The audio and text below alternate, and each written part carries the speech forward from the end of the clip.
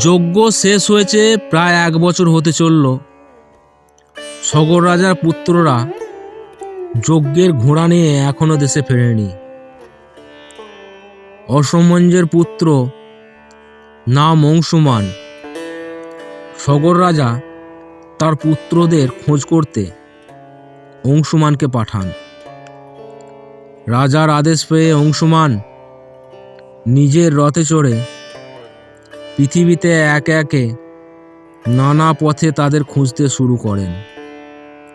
যে পথে প্রবেশ করেন সে পথে সব কিছু ধ্বংস অবশেষ পড়ে আছে। সেই পথ দিয়েই পাতালে প্রবেশ করলেন। প্রথমে পূর্ব দিকের সাগর দেখলেন। সেখানে একটি নীল রঙের অতি সুন্দর হাতি দেখলেন।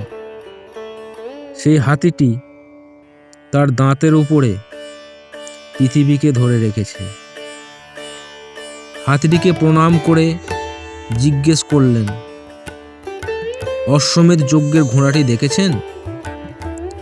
হাতিটি বলে, ওই পথে যাও অংশুমান, কিন্তু ঘোড়া চড়ের নিকট হইতে সাবধান। সেখানে দেখতে পেলেন না।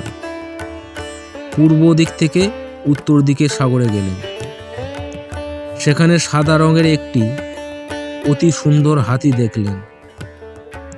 অংশুমান জিজ্ঞেস করলেন, এ পথে সগর পুত্রদের যেতে দেখেছেন? অংশুমানের কথা শুনে হাতিটি বলে, এ পথে যাও, যজ্ঞের ঘোড়া দেখতে পাবে। সেখানে ঘোড়াটি দেখতে না পেয়ে পশ্চিম সাগরে গেলেন। সেখানে রক্তবর্ণের একটি অতি সুন্দর হাতি দেখলেন।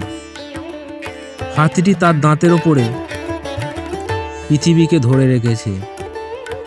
সেই হাতি সম্পর্কে কিছু অপূর্ব কথা শুনুন। এই হাতিগুলিকে বলে দিগ্গজ। হাতির মাথা নাড়লে পৃথিবী কেঁপে ওঠে।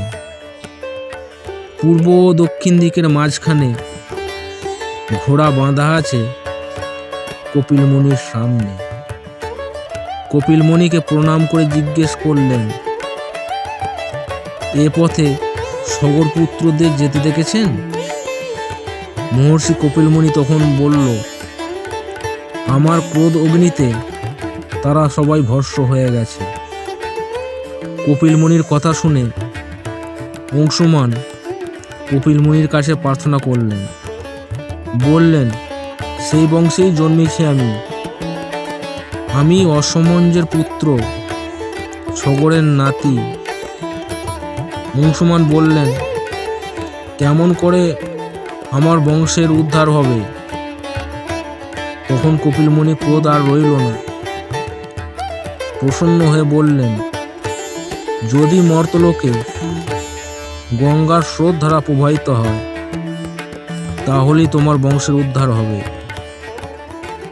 তোমার পূর্বপুরুষদের পাপ থেকে মুক্তি পাবে।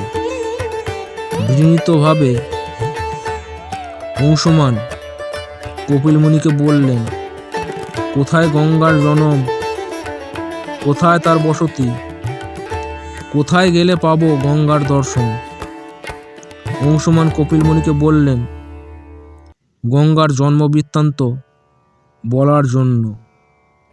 তখন কপিলমুনি গঙ্গার জন্মের কথা বলতে শুরু করলেন। ভিডিওটি ভালো লাগলে চ্যানেলটি সাবস্ক্রাইব করুন, লাইক করুন, শেয়ার করুন। পরবর্তী ভিডিও দেখার জন্য আমাদের চ্যানেলটি ফলো করুন।